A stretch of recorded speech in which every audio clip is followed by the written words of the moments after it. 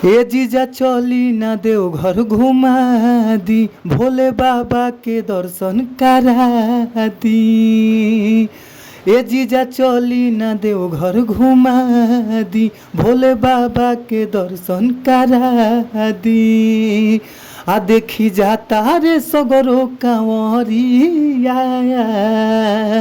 सुनिए जीजा रउआ बात हमार मानी, ले आई गेरुआ रंग सड़िया। सुनिए जीजा रउआ बात हमार मानी, ले आई गेरुआ रंग सड़िया। तो जी हाँ ये भैया, आप सब कैसन बानी जा, और हमारा पूरा विश्वास रहेला कि आप लोग मस्त हो खब जा, खुश हो खब जा, स्वस्थ हो खब जा, तंदुरुस्त हो खब जा। और हम बानी आप सबके भोजपुरी गायक व गीतकार नीतीश सिंह, सबके हम प्रणाम करतानी। ए भैया, आपन आशीर्वाद हमरा ऊपर बनौले रही जा, और रउआ सबके बीच में बहुत ही ज़बरदस्त, बहुत ही सुंदर हम ई बोल बम के गाना लेके आ गइल बानी, जे कि ई जीजा साली के ऊपर ई गाना बाटे। और भैया ई गाना रउआ सब चाहतानी तो बहुत ही कम से कम चार्ज में रउआ सबके गाना मिल जाई।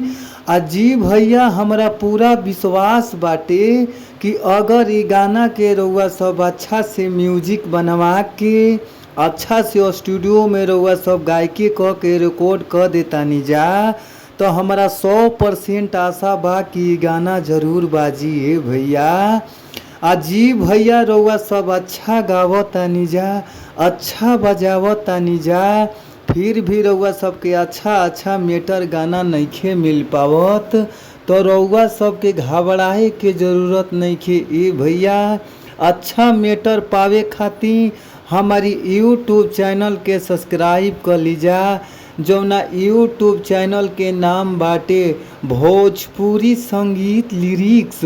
तो हमारी यूट्यूब चैनल के सब्सक्राइब कर के न घंटी के बेल आइकन जरूर दबा लीजा, काहे से कि घंटी के बेल आइकन रउआ सब दबा लेब जा, तो कोनो भी अपना चैनल पर गाना हो चाहे वीडियो हो चाहे कोनो भी चीज़ अपना चैनल के माध्यम से अपलोड करत तानी, रिलीज करत तानी, तो सबसे पहले नोटिफिकेशन रउआ सबके मोबाइल पर, रउआ सबके स्क्रीन पर पहुंच जाइए भैया।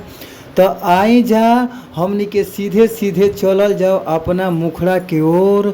मुखड़ा के भाव का बा, कौना भाव में कैसे गावे के बा, आई जा हमनी के सुनल जाओ। भाव बाटे, ये जीजा चली ना देवघर घुमा दी, भोले बाबा के दर्शन करा दी।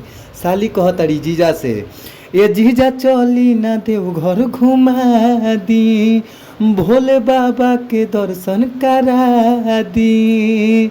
आ देखी जाता रे सगरो कांवरिया, सुनिए जीजा रउआ बात हमार मानी, ले आई गेरुआ रंग सड़िया। सुनिए जीजा रउआ बात हमार मानी, ले आई गेरुआ रंग सड़िया।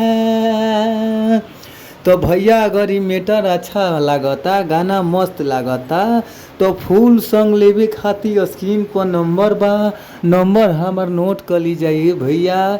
98 350 77 203। एक बार और नंबर नोट कर ली जाइए भैया, 98 350 77 203।